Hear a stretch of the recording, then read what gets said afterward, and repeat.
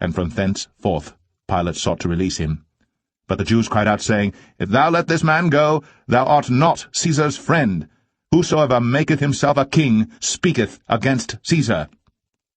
When Pilate therefore heard that saying, he brought Jesus forth, and sat down in the judgment seat in a place that is called the Pavement, but in the Hebrew Gabbatha.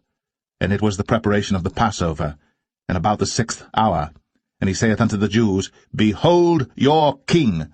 But they cried out, Away with him! Away with him! Crucify him! Pilate saith unto them, Shall I crucify your king?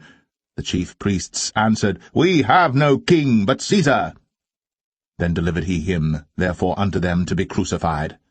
And they took Jesus, and led him away.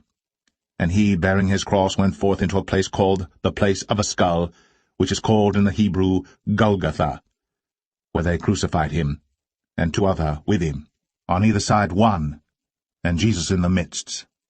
And Pilate wrote a title, and put it on the cross, and the writing was, Jesus of Nazareth, the King of the Jews.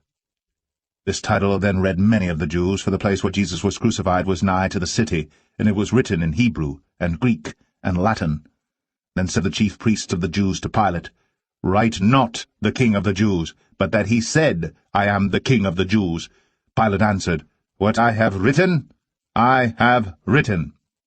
Then the soldiers, when they had crucified Jesus, took his garments, and made 4 parts, to every soldier a part, and also his coat. Now the coat was without seam, woven from the top throughout.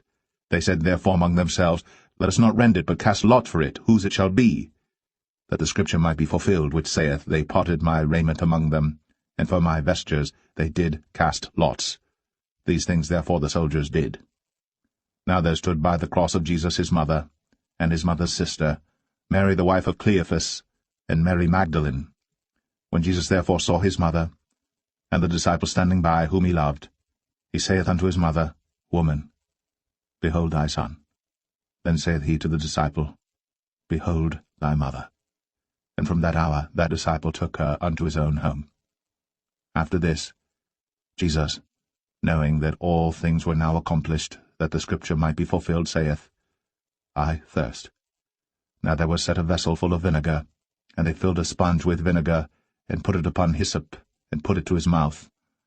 When Jesus therefore had received the vinegar, he said, It is finished. And he bowed his head, and gave up the ghost.